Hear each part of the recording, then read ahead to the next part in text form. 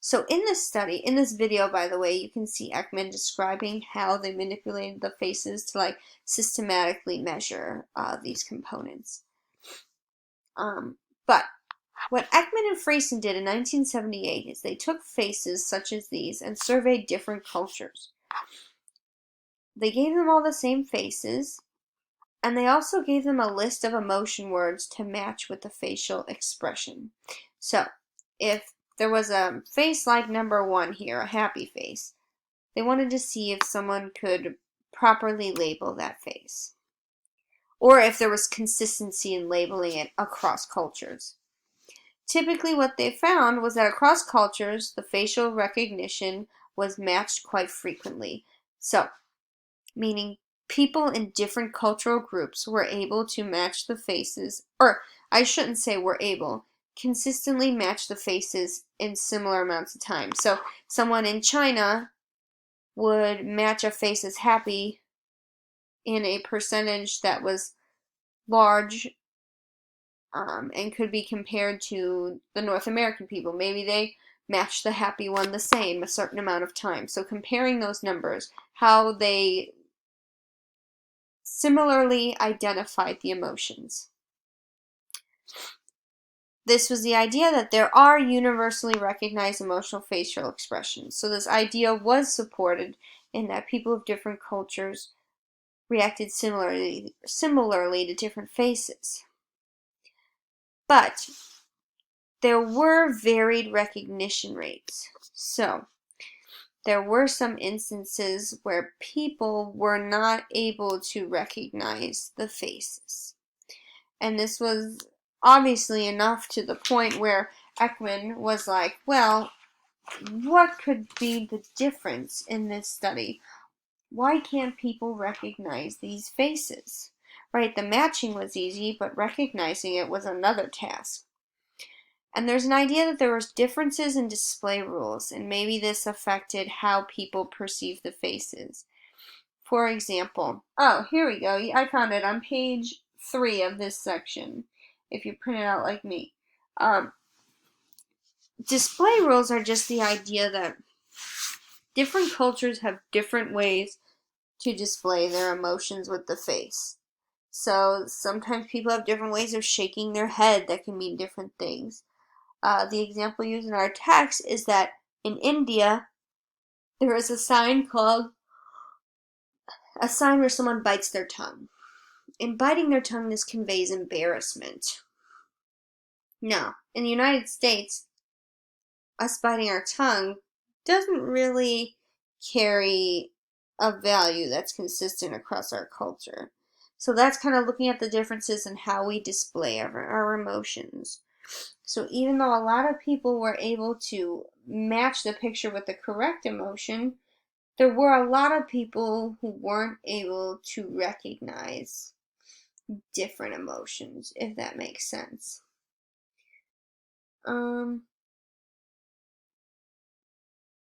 Yeah, that's how I'm going to say that. So across cultures, generally people were more able to correctly identify the faces with the appropriate emotion, but on the whole, there were some discrepancies, and those could be attributed to display rules. Now, we're going to look at individualistic versus collectivistic cultures. If you don't know, individualistic cultures focus on the self, or the individual, and individual achievement, and standing out, and being expressive, and being high arousal. This is very typical of North American culture. Whereas collectivistic cultures focus more on the benefit of the group and how an individual can contribute to the group. This is seen in East Asian cultures, so it's identifying the self in terms of roles. Marcus and Kitayama in 1991 looked at models of the self.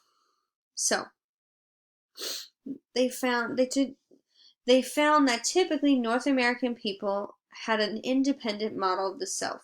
So this idea that they had to differentiate from the group and also influencing others. That's a component of this model of the self. You're independent, but you're also seeking to influence others. A very high arousal. very expressive with emotions. Whereas East Asians typically are interdependent, so they're very focused on working with others, putting the group needs above themselves, suppressing and adjusting emotions when necessary. So not too much, not as pretty low arousal, and they don't convey as many emotions as independent models of the self. So Cousins in 1989 wanted to look at how different cultures represented themselves and look more into the models of the self. So what Cousins did in 1989 was give different people what is called the 20 statements test. And this has been used multiple times in psychology in different domains. It's a good way to test self-concept or your idea of yourself. And the results were that typically North American people, in this test, simply, you are given the prompt, I am blank, 20 times, and you have to fill in the different responses. So maybe you'll say, I am a mom. Maybe I am tall. I am a brother, right? So they wanted to look at how people self-identified. And this is largely influenced by the models of the self. Because North American people often describe themselves by their trait or traits they valued, whereas East Asian people define themselves by their roles in the group. And this can lead to principles for interacting with others, so it can guide us, right? Independent people seek to influence others. I think of an Instagram influencer. I don't know if that helps you remember it, but there you go. Whereas interdependent people look to adjust their emotions and even suppress them when necessary for the benefit of the group. Now, that suppression, I know we think, oh, it's bad to suppress your emotions, or maybe you've never given it any thought. But when we hear that, sometimes it can carry a negative connotation. So Freud in 1910 wanted to look at it.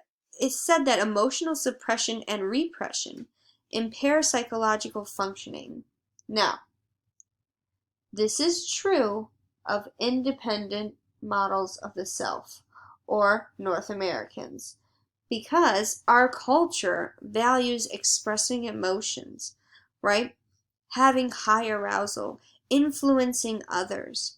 So in European American culture, it is highly valued to express your emotions. To suppress them often leads to higher levels of depression and lower levels of life satisfaction because you are not expressing yourself to the fullest extent. Now, suppression of emotions in Hong Kong Chinese, that is just a part of everyday life. So that culture is going to affect their perceptions of emotional conveyance. So saying, hey, I want to express this emotion, or hey, I want to hide this emotion. And our culture is going to dictate whether that's a quote-unquote good or bad thing.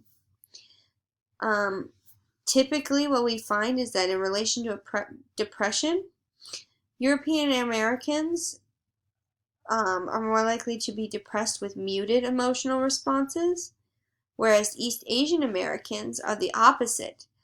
When depressed, they tend to express more emotions because that's outside of the norm of their culture, right? The norm is to suppress those emotions, and they kind of go with the opposite, and that's an indicator of depression. And this is very important for working with people of different cultures, especially if you are going to be a counselor for some reason. It's good to have cultural competence to understand how culture affects people's perceptions, how they interact with the world, and how that culture influences their emotional portrayal, or even how they communicate different things to you. Because sometimes in some cultures it's not appropriate to speak to a counselor because it can make the family look bad, right? So there's all these different cultural norms and rules that affect things so seemingly personal as emotions. Now, do people across cultures feel the same in similar situations? So if you had a top score on a test that was graded on a curve, how would you feel?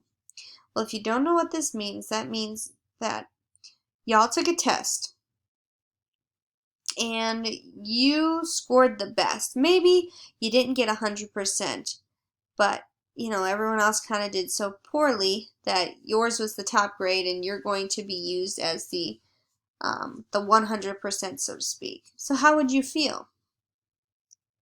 You might feel happy because, hey, you got the top score. It doesn't matter what everyone else got, right? Well, let's take a look in different situations. Between North American and East Asian students, if they were in this situation, typically what we find that with good experiences, such as achieving a good grade that was a good grade on a test that was graded on a curve, North Americans will rarely feel bad. And this kind of goes with the model of the self, looking at independence and all the good qualities they have. Whereas East Asian students might assess their emotions, they'll see the bad and the good. So they see the good in their personal achievement, but they also see the bad in that other people performed worse off, or other people who performed poorly were compared to themselves. So they're looking again, how is that influenced by culture? Because East Asian people tend to focus on the group. Remember that interconnectedness, that collectivistic culture. So they're going to value their own experience in this situation, but also understand that, hey, that means other people didn't do so well. Or, hey, they're being compared to me, so, I wish they kind of did better. That's the idea here. Now, this is a really interesting map in your text, and I'm hoping you'll be able to understand it. So it's looking at a two-dimensional map of affective states. So think of the two dimensions as the crosshairs right here in the middle, up and down and horizontal, vertical and horizontal. An affective state is just the type of emotional arousal one feels, coupled with its intensity from pleasant to unpleasant, high to low. So we're looking at the level of arousal as well as intensity.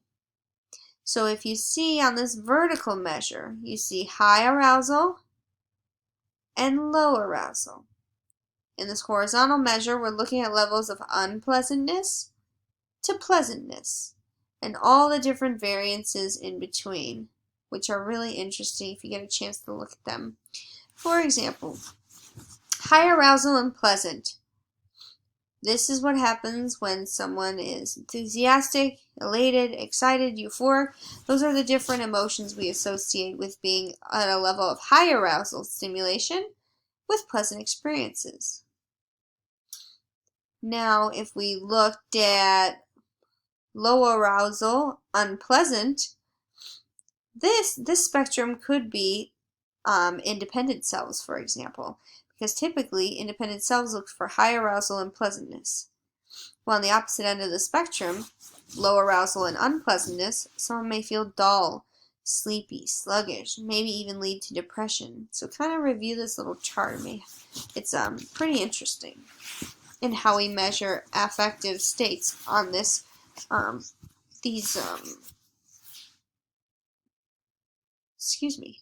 axes. Now, these different emotional lives and purpose to communication. So again, I just want to reiterate that point. Independent self is going to influence others and try to inspire to action. In this hyperlink, I've linked different makeup tutorials. You don't have to watch them in full, but just watch the beginning. You'll see kind of the difference in even a more Western approach to a makeup video as opposed to a more Eastern approach to a makeup video, kind of demonstrating the idea of the independent self, their desire to influence others and have this high energy, high arousal and action, whereas this video kind of demonstrates that interdependent self, attending to others, giving others this information, and suspending actions in their space. So make a note, try to just check out the first minute of each of these videos and you'll see the difference. You'll see that kind of those different senses of the self, different models of the self at work. Now, why do we compare cultures? We want to prevent miscommunications, right? We want to understand that maybe we have a coworker who is of East Asian descent, right? Or Asian American. There's different cultural standards that come with their displays of emotion. And sometimes they can lead to stereotypes people have about them Maybe that they don't want to involve themselves with the group, right? Maybe they're seen as this perpetual foreigner because we don't have an understanding of how they convey their emotions and what's seen as their norm. Whereas we are very loud and expressive in North American context, and Asian American, depending on their cultural upbringing, could be more reserved. And this reservation is not necessarily an unwillingness to involve themselves in any ventures, but more of that's the norm of how they're supposed to carry themselves and wear their emotions, so to speak. It gives us insights into other paths to psychological health and well-being. So what is going to be characteristic of depression in one culture may not necessarily be characteristic of depression in another culture. As we mentioned previously, there's going to be differences in assessments, and they're going to vary, and those diagnoses are going to vary based on the cultural context. So it's important to take that in and understanding what is abnormal in those cultures when we can be so different across the globe. And also looking at that cultural competence and understanding how others convey themselves and how their models of themselves affect their emotions, right? Because we have this idea that people have an ideal affect. A culture is going to affect how we ideally want to act, right? And then there's also going to be things that affect our actual affect, so how we actually feel in situations. So the ideal, think of we're striving towards that, and the actual is what actually happens. So how are cultural differences in beliefs about emotions transmitted? Right, there's all different types of means. Media is huge for influencing these. But we're going to look at how cultural ideas are reflected in and reinforced by practices, institutions, and products. So products could be media consumption, practices could be everyday interactions, and institutions can be things such as school. How do we facilitate emotional regulation in those places? Right, so an example of a study that was done by Say et al.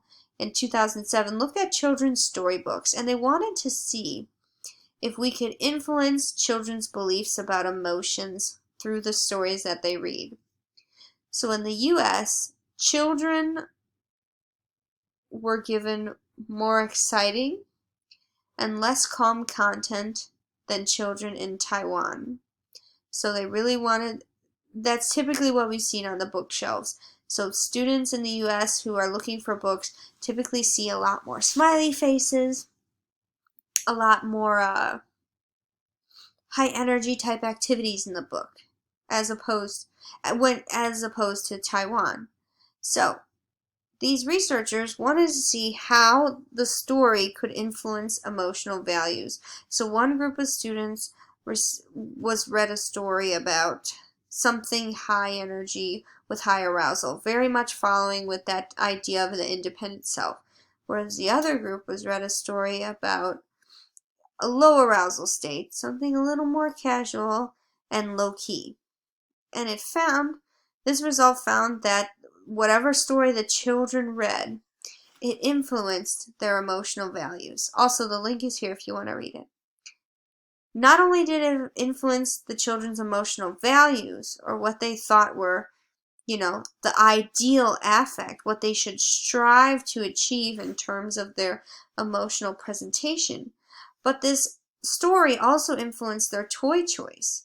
So children with the higher arousal level and more exciting stories, so to speak, choose higher level arousal toys such as beating on a drum, and vice versa.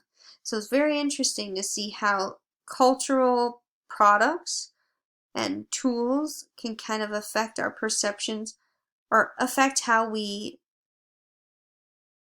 regulate our emotions and how we strive to present our emotions in a certain way.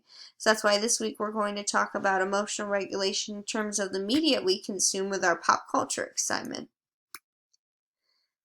Now, we talk about temperament, and you may have heard this word before. Most commonly it's used when someone's like, oh, yeah, have you met my baby, she's such a good baby. You know, she sleeps really well. She's really easy to figure out when she wants something, right? That's this biological predisposition to respond in a certain way.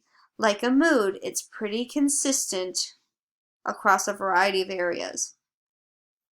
And what we found in terms of looking at ideal affect, or how we ideally want to emote, compared to our actual affect, or how we really emote, right? Maybe you want to present yourself as happy and high energy, but in actuality, you're kind of somewhere in the middle and you're content. So not exactly happy, but not exactly sad, right?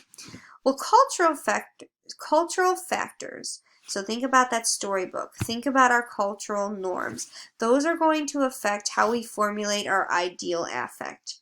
They're going to mold how we think we should emote. Whereas temperamental factors are going to look into how we actually emote. So, how our biological predisposition affects how we respond in different situations. And your actual affect, so how we really emote,